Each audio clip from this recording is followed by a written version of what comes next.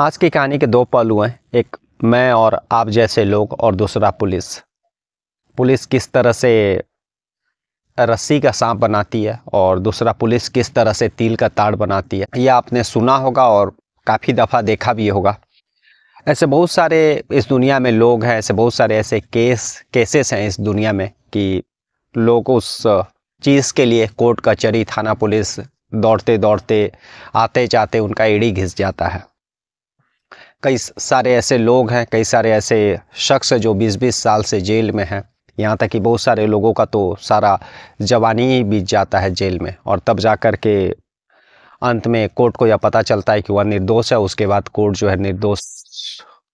उस शख्स को निर्दोष मानती है और फिर उसको रिहा करती है जेल से। ऐसी कई कई सारी कहानियां मैंने अपने इस क्राइम स्टोरीज़ में भी सुनाया है। आपने न्यूज़पेपर और टेलीविज़न क्राइम स्टोरीज़ में भी बहुत सारा ऐसा कहानी सुने होंगे कि बहुत सारे इस दुनिया में शख्स हुए जो निर्दोष होने के बावजूद भी ना केवल जवानी बल्कि बुढ़ापा भी उनका जेल में ही बीत गया, और अंत में कोर्ट को कानून को यह पता चला कि वह जो है बेकसूर है। उसके बाद कानून कोर्ट उसका जो है रिहाई का आदेश देती है। आज की कहानी भी एक ऐसी कहानी है जिसमें एक शख्स निर्दोष होने के बावजूद किस तरह से जेल में 8 साल बिताता है और पुलिस किस तरह से रस्सी का सांप बनाती है और तिल का ताड़ बनाती है। ये सारा चीज़ आपको आज के इस कहानी में देखने और सुनने को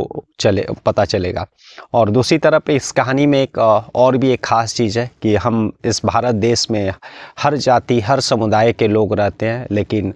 बहुत सारे ऐसी ताकतें हैं जो हम लोगों के बीच में जो है मतभेद पैदा करना चाहती है। लेकिन चाहे लाख कोशिश कर ले इस तरह की जो ताकतें, लेकिन हम इस भारत के लोग जो है अलग अलग जाति के होने के बावजूद भी हम लोग एक साथ रहते हैं और हमेशा सच्चाई का ही साथ देते हैं। नमस्कार, मैं हरेंद्र और आज आप इस क्राइम स्टोरीज़ में ऐसे ही एक दिलचस्प और एक ज्ञान देने वाली कहानी सुन रहे हैं। दरअसल यह कहानी जो है 21 साल के एक लड़का का है और वह मुंबई में रहा करता था। यह कहानी भी उसी मुंबई से है और वह लड़का भी मुंबई पुलिस के इसी रस्सी का सांप बनाने का शिकार होता है। उन लोगों ने जिनका उस लड़के से कोई भी रिश्ता नहीं रहता है, वह लोग उस लड़के को किस तरह से मदद करते हैं, किस तरह से उसको निर्दोष साबित करने में उसका कानून से जो है लड़ने में मदद करते हैं। ये सारी चीज़ें आपको इस कहानी में पता चलेगा। दरअसल कहानी जो है जैसा कि मैंने बताया कि मुंबई में वह शख्स 21 साल का रहा करता था और वहाँ पर एक सोसाइटी था और उसी सोसाइटी में वह जो पानी खुलता है वो खोलने और बंद करने का काम किया करता था। तो वह सुबह में एक बार जाया करता था पानी खोलने और बाकी वो सारा मोटर वगैरह जो रहता था उसको रख रखाव उसका देखा करता था और फिर शाम में एक टाइम वो जाया करता था। उसके पिता उसी सोसाइटी में 2008 से काम किया करते थे और पिता जब 2008 से काम किया करते थे, काफ़ी वर्ष काम करने के बाद फिर अपनी जगह वह उस बेटे को वहाँ पर जॉब दिलवाते हैं और उसके बाद उसका बेटा जो है वहाँ पर जॉब वह पानी खोलने और बंद करने का काम किया करता है। सब चीज़ ठीक चल रहा था और तभी जो है 4 फरवरी 2016 का समय आता है। 4 फरवरी 2016 को लगभग दोपहर 11-12-1 बजे के करीब में एक उसी सोसाइटी का एक शख्स अपने सोसाइटी में घर में फ़ोन करता है। उस घर में उसकी पत्नी 75 साल की बुज़ुर्ग महिला वहाँ रहा करती थी और जो शख्स फ़ोन कर रहा था वह भी बुज़ुर्ग था। वह बाज़ार किसी काम से गया था और फिर बाज़ार से अपनी पत्नी को फ़ोन करता है, लेकिन फ़ोन काफ़ी दफ़ा करने के बाद भी उसकी जो बुज़ुर्ग पत्नी रहती है वह रिसीव नहीं करती है। उसके बाद फिर जो है सोसाइटी के ही कुछ लोगों को वह बुज़ुर्ग जो है फ़ोन करता और बताता है कि वह अपनी पत्नी को काफ़ी दफ़ा फ़ोन कर रहा काफ़ी देरी से, लेकिन वह उठा नहीं रही है और मैं अभी दूसरे जगह आया हूँ। सोसाइटी के लोग जो जब यह बात सुनते हैं तो उसके उसी सोसाइटी में उसका घर था 3रे तल्ले पर। उसके घर के अंदर जाते हैं, प्रवेश करते हैं और जब प्रवेश करते हैं तो देखते हैं कि उस 75 वर्ष की महिला का जो है शव लहूलुहान है। चारों तरफ दीवार पर जो है खून के छींटे पड़े हुए हैं। उसके बाद उस बुजुर्ग शख्स को इन्फॉर्म किया जाता है उसके पत्नी के बारे में और फिर सोसाइटी के लोग ही पुलिस को इन्फॉर्म करते हैं और पुलिस जब आती है फिर मौका वारदात पर सारा एविडेंस कलेक्ट करती है। यहाँ तक कि फॉरेंसिक की टीम भी आती है, पुलिस डॉग स्क्वाड को भी बुलाती है और सारा चीज़ तफ्तीश करने के बाद जो है पुलिस वापस लौट जाती है। इस बीच में पुलिस जो है उस सोसाइटी में आकर के उस सोसाइटी के लोगों से पूछताछ करती थी जहां पर वह बुजुर्ग महिला और बुजुर्ग शख्स रहा करता था और लगभग 20-21 दिन बीत जाता है। 3 मार्च 2016 का दिन आता और 3 मार्च 2016 के दिन मुंबई पुलिस यह प्रेस कॉन्फ्रेंस करके ऐलान कर देती है कि उस 75 साल की बुजुर्ग महिला का जो कत्ल हुआ था उस केस को सॉल्व कर दिया गया है, उस पहेली को सुलझा दिया गया है। और उस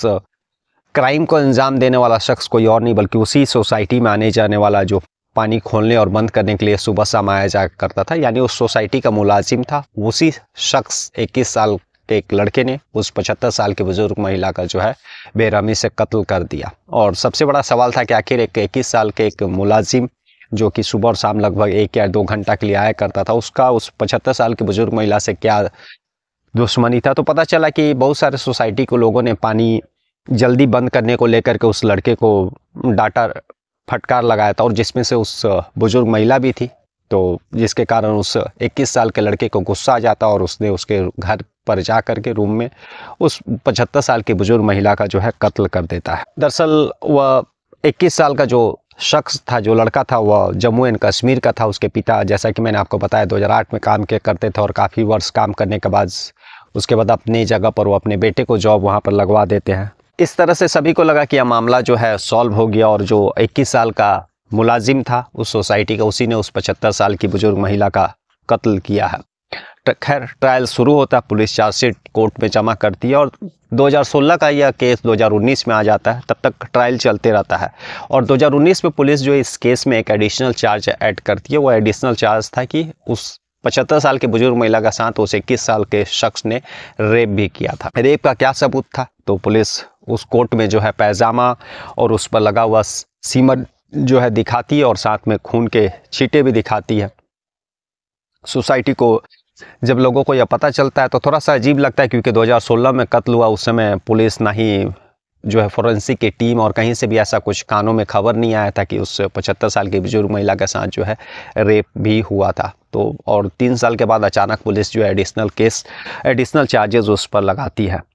लेकिन शुरू से ही उस सोसाइटी के लोगों को उस 21 साल का जो मुलाजिम था उस सोसाइटी का, उस पर उन लोगों को ऐसा लगा करता था कि वह निर्दोष है, क्योंकि जिस तरह से वह सोसाइटी में उसके पिता काम किए, उसके बाद फिर वह काम करने आया 2016 के पहले, और जिस तरह से वो सोसाइटी में आता था और उसके बाद जो है काम करके वह जाता था, तो लोगों को कहीं से भी वह कत्ल करेगा ऐसा शक मतलब मन में उन लोगों के नहीं था। और रेप और इस तरह की चीज़ें तो काफ़ी दूर की बातें थी। अब सोसाइटी के लोगों ने उस समय का जो है सीसीटीवी फुटेज चेक करने का मन बनाया और जो सोसाइटी के अध्यक्ष, प्रेसिडेंट जो लोग रहते हैं, वे लोग उस 2016 के समय का सीसीटीवी निकालते हैं और उसका बारीकी से अध्ययन करते हैं। और जब उस सीसीटीवी में जिस दोपहर जो है उस महिला का कत्ल हुआ था, उस समय वह शख्स जो उस सोसाइटी में मौजूद था, लेकिन वह दूसरी छोर पे था। यानी जिस फ्लैट में उस बुजुर्ग महिला का घर था जहाँ पर कत्ल हुआ, वह एक तरफ है, और जो लड़का उस सोसाइटी में मौजूद था पानी खोलने और बाकी मोटर और बाकी चीज़ें रख रखाव के लिए वह जाया करता था, वह दूसरे छोर पे था। और यह सब चीज़ देखते हैं तो सोसाइटी के लोगों के मन में भी डाउट होता है कि शायद वह निर्दोष है। सोसाइटी के लोगों को यह भी याद आता है कि उस समय जब कत्ल हुआ था 2016 में, तो पुलिस ने स्नीपर डॉग को भी बुलाया था, और उस समय सोसाइटी के लोग के साथ साथ जो है उस सोसाइटी में काम करने आने वाले लोग थे, और बाकायदा वह 21 साल का लड़का, वह भी उस सोसाइटी में उस समय जब पुलिस तफ्तीश करने आई थी, फोरेंसिक की टीम आई थी, स्नीपर डॉग आई थी, तो वह मौजूद था। और स्नीपर डॉग ने कहीं से भी उस शख्स को देखने के बाद भौंका नहीं था, क्योंकि अगर उसने क्राइम को अंजाम दिया रहता तो स्नीपर डॉग मौका वारदात पर जो है घूमने के बाद उस शख्स ने वारदात को अंजाम दिया और उस सोसाइटी में मौजूद है तो उसको देख करके वह ज़रूर भौंकता, लेकिन ऐसा कुछ हुआ नहीं था। अब यह सारी चीज़ें उस सोसाइटी के जो लोग थे उन लोगों के दिलो दिमाग में घूमने लगा। अब सारी चीज़ें सोसाइटी के लोग जो है उस समय का जो वारदात के दिन जो चीज़ हुआ था उस चीज़ को अपने माइंड में रिकॉल करने लगे और यादों को मतलब ताज़ा करने लगे। अब सोसाइटी के जो चेयरमैन, प्रेसिडेंट लोग थे, इन लोगों के ऊपर एक बड़ी जिम्मेदारी थी 2016 से ही, क्योंकि 2016 में उन्हीं के सोसाइटी की एक बुजुर्ग महिला का कत्ल होता है और पुलिस 3 साल के बाद उस पर एडिशनल चार्जेस रेप का लगाती है। और वहीं का एक मुलाजिम जो 21 साल का एक शख्स, एक लड़का है, उसके ऊपर उस महिला का कत्ल और बलात्कार का जो है इल्ज़ाम लगा हुआ है। तो सोसाइटी के ऊपर यही जिम्मेदारी थी कि अगर कत्ल हुआ है, अगर वह दोषी है, जो कोई भी दोषी उसको सज़ा दिलाया जाए, और अगर वह वहाँ का वह लड़का 21 साल का मुलाजिम जो अगर निर्दोष है तो उसको निर्दोष साबित करने में मदद किया जाए। अब धीरे धीरे सोसाइटी के जितने लोग रहते हैं वे सारे लोग मिल करके यह तय करते हैं कि वह लड़का अगर निर्दोष है तो हम लोग ज़रूर उसकी मदद करेंगे। अब सोसाइटी के लोग जो है अपने पैसे चंदा करके सारे लोग एक वकील करते उस लड़के के लिए। बहुत सारे लोग जो है NGO, एक आध दो NGO से बात करते उस लड़के को निर्दोष साबित करने के लिए, और फिर जो है एक वकील उस लड़के के लिए रेडी करते हैं उस केस को लड़ने के लिए। अब सोसाइटी के लोग उन सारी चीज़ों को, जैसा कि मैंने बताया 2016 में हुआ था, वो रिकॉल कर रहे थे कि उस समय क्या क्या हुआ था। तभी जो है सोसाइटी के लोग जो FIR उस समय 2016 में मुंबई पुलिस ने FIR के जो लिखा था उसका कॉपी भी बारीकी से पढ़ते हैं, और जब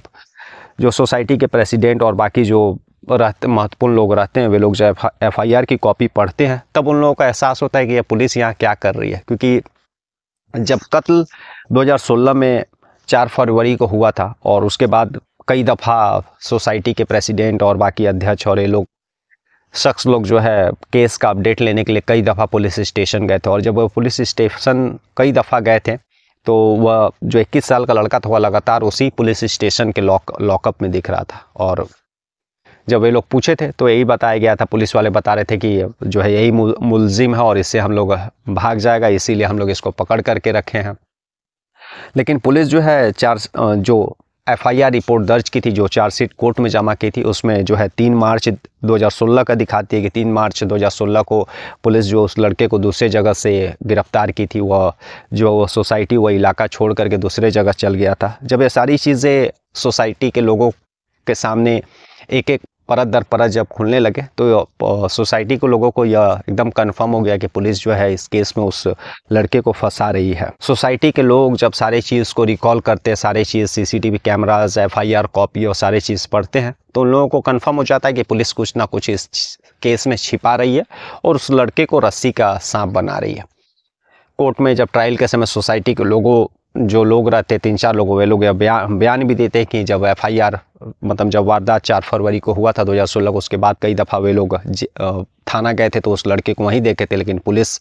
3 मार्च 2016 उस लड़के को गिरफ्तार करने का डेट दिखा रही है। और जब कोर्ट में यह सारा चीज़ सोसाइटी के लोग ही पुलिस के अगेंस्ट में बयान देते हैं तो पुलिस को जो है कोर्ट को भी डाउट होता है। उसके बाद कोर्ट उस सारे केस का जो है एक एक चीज़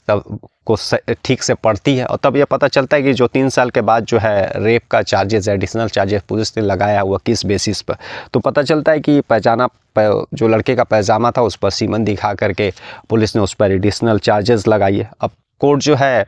उस 2016 में जिस महिला का कत्ल हुआ था उसका फॉरेंसिक रिपोर्ट, उसका पोस्टमार्टम रिपोर्ट मंगाती है। पोस्टमार्टम रिपोर्ट में जो कत्ल का समय, तारीख और बाकी सभी चीज़ें हैं, लेकिन उसमें कहीं पर भी जिक्र नहीं है कि उस महिला के साथ जो रेप हुआ था। तो कोर्ट भी यह चीज़ मानने के लिए तैयार नहीं थी, लेकिन पुलिस इधर जो है यह चार्जेस लगा रही है और यह साबित करना चाह रही है कि उस लड़के ने जो है उस महिला 75 साल के महिला के साथ रेप भी किया था और उस लड़के का सीमन जो है रेप किया था, इसलिए उसके पैजामा पर है। तो अब यहाँ पर सबसे बड़ा सवाल ये था कि जब अगर पोस्टमार्टम रिपोर्ट में रेप नहीं दिख रहा है तो आखिर जो है पुलिस जो सीमन दिखा रही है कपड़े पर, आखिर वह क्या मामला है। तब यह खुलासा होता है, पता चलता है कि 11 फरवरी को ही पुलिस ने उस लड़के को जो है उठा लिया था, और उठाने के बाद जो है लगभग 22-25 दिन तक अपने थाना में ही रखा था, और उसी थाना में जो है उस लड़के के साथ ज़बरदस्ती डरा धमका करके उसको प्रेशर उसके ऊपर